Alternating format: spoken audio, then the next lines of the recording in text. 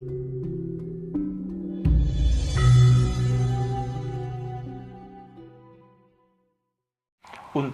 tetap mendapatkan dukungan dari orang-orang yang semacam itu. Nah, kalau dalam hal ini, kalau misalkan dibandingkan dengan KDM, ya lebih baik kan KDM nggak fokus pada bangunan yang megah gitu kan, patung-patung, ya enggak. Yang penting mah birokrasi baik, masyarakat berpikir lebih baik, berpikir efisien, ya hal-hal yang semacam itu. Gitu. Orang-orang paling kaya di seluruh dunia itu tidak memamerkan mobil terbarunya. Orang-orang terkaya di seluruh dunia justru malah malu kalau misalkan ketahuan punya mobil semewah itu. Ya, karena apa? Ya, mereka membanggakan apa yang mereka capai, bukan mereka membanggakan apa yang berhasil mereka miliki. Ya, begitu. Oke. Nah, terkait KDM, Pak Guru. Kita tahu bahwa kan ketika kemudian kita sudah mengklaim diri sebagai orang yang beragama dan bertuhan, akhirnya kan kita berserah diri kepada Tuhan atau Allah kalau di dalam Islam gitu. Nah, ketika sudah berserah diri kepada Allah misalnya, terus hukum Allah mana yang sebenarnya harus kita taati itu, yang tidak ada berkaitan dengan tafsir, yang tidak ada kaitannya dengan riwayat. Kalau KDM, beliau kan selalu menegaskan ya hukum alam ini, sebab akibat ini. Dan KDM konsen banget bagaimana kemudian menyadarkan masyarakat tentang jati dirinya gitu. Kembali ke budayanya, bukan budaya orang asing gitu. Nah, gimana perspektif Guru Gembul tentang gerakannya dibangun KDM? Jadi gini, untuk bisa tidak tergantung pada satu tafsir, satu teks itu adalah membahas semua teks dan semua tafsir, gitu. Bukan mengabaikan semua teks dan semua tafsir, gitu. Tapi justru berpikir secara holistik. Kalau misalkan kita melihat satu kitab suci saja, kita akan mendapatkan satu perspektif. Kalau misalkan kita mendapatkan lebih banyak dari begitu banyak penafsiran, kemudian kita pertemukan dengan yang lain, dari kitab suci yang lain, pemikiran yang lain, gagasan yang lain, dan sebagainya, ya ada di satu titik di mana kita tuh akhirnya bengong gitu. Ini yang benar yang mana gitu kan. Tapi pada akhirnya setelah kita melewati itu semua, oke, ya sudah, pada akhirnya semua hal itu sama. Secara esensial tuh identik. Yang membedakannya itu adalah kebudayaan manusia. Jadi kebudayaan manusia itu kan profan. Kita tuh sering menganggap kebudayaan manusia itu sakral. Ini contoh sederhananya beginilah sebelum ke Pak KDM itu. Saya kemarin beli buku nama-nama Islami. Iya, pas saya buka gak ada satupun nama Islami di sana. Yang ada adalah 100% nama Arab. Nah, jadi ini disebut nama Islaminya dari mana gitu. Ya, saya bilang nama Islami itu adalah Budi. Budi itu nama Islami. Karena dalam Islam, nama yang baik itu adalah yang mengandung doa baik. Oke. Iya kan? Jadi kalau namanya Budi itu berarti baik sekali. Karena kalau Hajar? Nah, Hajar, batu. Nah, berarti, nah selamat itu kan kalau bahasa ininya ya Islam gitu, Muslim gitu. Itu kan selamat gitu. Cuman pakai bahasa Jawa gitu. Ya, berarti itu namanya baik. Nah, Hajar gitu, misalkan batu. Ya, belum tentu baik gitu. Misalkan dalam hal itu. Kecuali kalau misalkan konteksnya adalah nama istri Nabi ya boleh, tapi kalau misalkan Hajar secara harfiah ya batu gitu. Apalagi kalau ditambahi gitu. Jahanam gitu ya. Iya kayak gitu. Nah jadi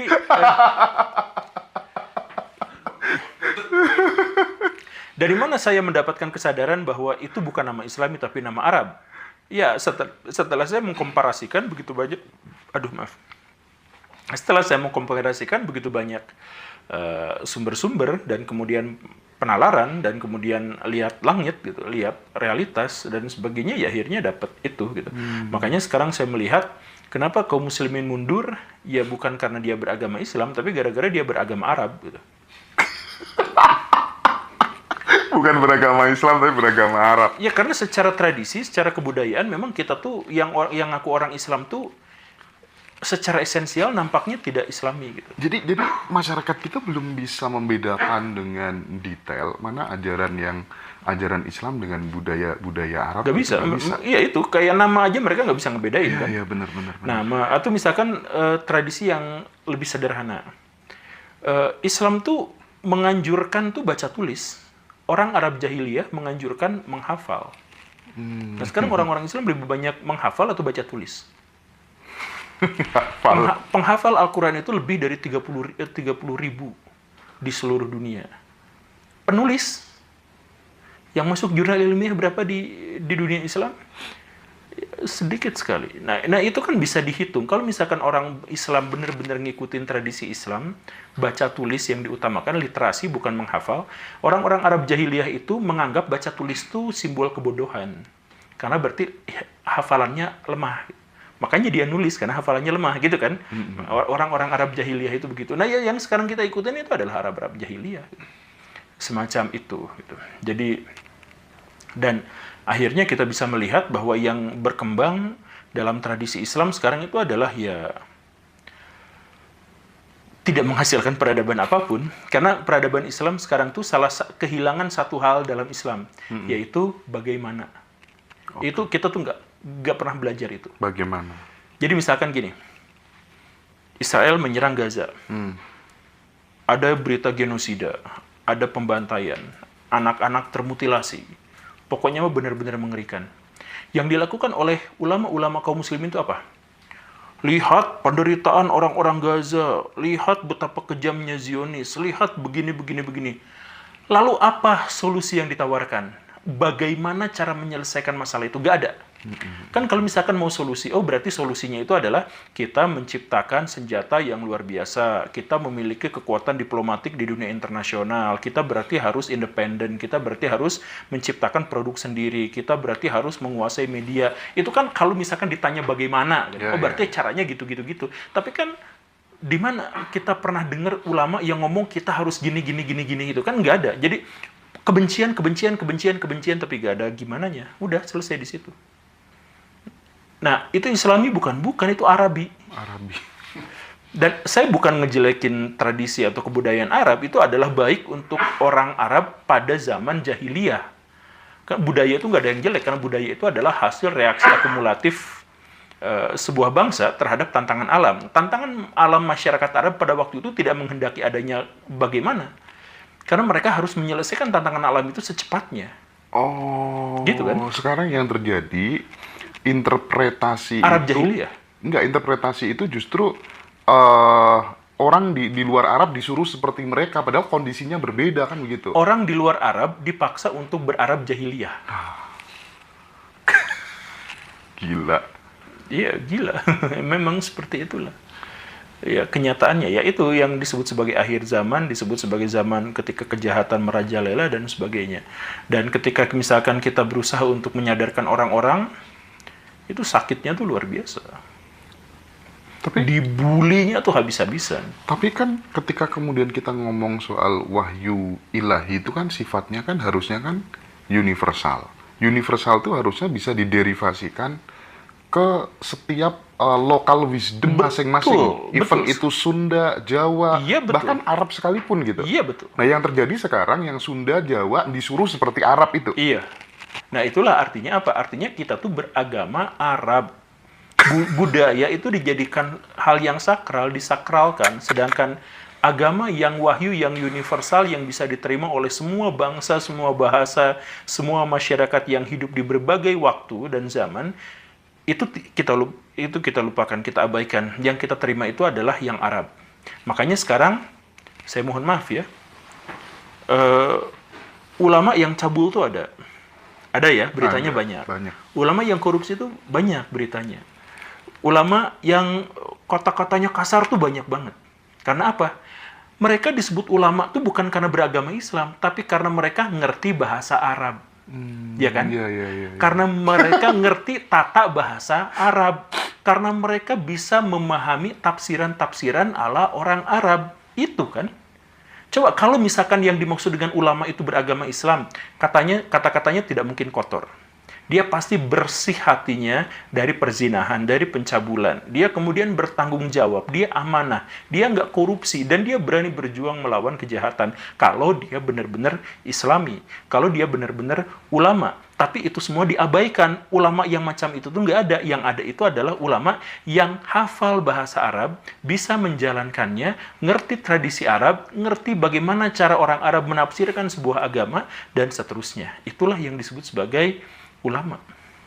Ya kan? Sekarang kita datang ke pesantren, diajarin Islam nggak? Enggak. Apa ajaran Islam yang disampaikan di sana? Ya, fikih, itu kan ilmu budaya Arab. Ya. Ya kan? Cara orang Arab menafsirkan teks pada waktu itu. Boleh nggak berkembang sesuai zaman sekarang? Oh, nggak boleh. Nah, kenapa? Karena harus sesuai dengan orang Arab zaman dulu. Nah, itu kan udah. Jadi kita mensakralkan tradisi dan kebudayaan Arab daripada mensakralkan ajaran agama Islam. Tapi kalau misalnya ditafsirkan setiap daerah beda-beda sambil minum, Pak Guru. Boleh, Nanti boleh. tanggung. Jadi kalau misalnya ditafsirkan setiap daerah beda-beda gitu, apa nggak ada dampak negatifnya gitu? Bagaimana kemudian kebenaran diekspresikan secara berbeda-beda Ya, gitu? dampak negatifnya itu pasti ada, karena manusia itu tidak mungkin lepas dari sesuatu yang negatif. Kalau misalkan manusia itu lepas dari sesuatu yang negatif, ya dia artinya udah mati kan. Jadi bumi itu tempatnya kesalahan, tempatnya sisi-sisi negatif itu terjadi. Yang jadi urusan kita sebenarnya adalah bukan menghilangkan, bukan memikirkan dampak negatifnya, bukan. Tapi bagaimana cara mengisolir dampak negatif itu agar tidak berkembang menjadi lebih besar lagi. Kalau misalkan saya melakukan hal terbaik di dunia sekalipun, itu ada dampak negatifnya. Nggak mungkin nggak, itu pasti kan seperti itu. Ya kalau nggak mau ya di sorga saja, begitu. Itu kata Pak Luhut. Ya, tapi setiap bangsa, setiap budaya itu berhak menafsirkan firman Tuhan sesuai dengan kebutuhannya, sesuai dengan identitasnya. Dan itu adalah ide Islam. Dalam ide Islam itu, tidak ada satupun bangsa di dunia ini yang tidak diturunkan Rasul. Orang Sunda tuh ada Rasulnya, ada nabinya. Orang Jawa tuh ada, orang Yunani, orang apa, semuanya tuh ada. Punya Rasul, punya Nabi. Dan itu janji Tuhan kepada manusia. Jadi ya gak apa-apa, memang seperti itu gitu. Nah, ciri-cirinya apa? Ciri-cirinya adalah bahwa ajaran itu mengajarkan bahwa Tuhan itu esa, Tuhan itu ada, dan hari akhirat itu ada. Yaitu yang diajarkan oleh sisanya itu adalah produk kebudayaan yang bisa disesuaikan dengan perkembangan zaman. Makanya ada yang namanya ilmu fikih. Ilmu fikih itu kan adalah ilmu menafsirkan firman. Dan kalau misalkan yang jadi masalah dari kaum muslimin sekarang itu adalah kita berhadapan dengan zaman sekarang dan dihadapkan pada teks zaman sekarang, pada teks suci dari zaman dulu. Yang kita lakukan apa? Bukan ngambil teks zaman dulu kemudian ditafsirkan sesuai dengan zaman sekarang. Kita mengambil ilmu-ilmu fikih dari abad pertengahan untuk kita pakai di zaman sekarang. Ya betapa kacaunya kan? Jadi kita lagi-lagi kita mensakralkan budaya, kita gak berani ngambil Quran dan Sunnah misalkan dalam hal ini, kemudian kita gunakan dalam kehidupan keseharian sekarang. Nggak berani. Yang kita lakukan adalah Quran dan Sunnah itu harus sesuai dengan interpretasi ulama zaman dulu, baru kita coba terapkan di zaman sekarang. Ya nggak nyambung makanya. Makanya Islam runtuh peradabannya. Oke. Terus kembali ke KDM. Yang dilakukan KDM sekarang menurut Ya itu Pak Guru Islami. gimana? Islam. KDM itu sangat Islami. Gitu. Ya, beliau juga kan latarnya juga organisasi keislaman HMI, yang memadai lah, saya katakan seperti itu. Walaupun saya juga kesel sama HMI itu. Iya, saya tuh bukan HMI, tapi banyak teman saya ikut HMI, terus istri saya juga pernah ikutan kaderisasi HMI, pas denger ceramahnya, denger itunya dari, aduh, nepok jidat saya. Kenapa? Ya itu pembicaranya ngaco gitu. Tapi ya gak apa-apa lah itu. Kan istri saya punya saya juga. Ya, jadi ya Islami itu adalah Islami dalam hal apa? Beliau memberantas kejahatan dan dipublikasikan. Artinya apa? Mendorong orang untuk melakukan hal yang sama. Kemudian beliau bersih-bersih sungai sampai nyemplung dan kemudian dipublikasikan, dan pesan moralnya adalah kita harus menjaga alam. Itu kan Islami semuanya, di mana yang tidak Islaminya. Ya. Kemudian beliau memperbaiki birokrasi. Gimana caranya supaya birokrasi itu lebih efisien, lebih baik, lebih efektif. Itu kan Islami, di mana tidak Islaminya. Tapi ada sekelompok orang yang mengatakan itu tuh musyrik. Ya kenapa? Karena mereka berpedoman pada patungnya. Ya itulah yang orang bernala rendah itu kan fokusnya itu ke benda-benda yang konkret gitu.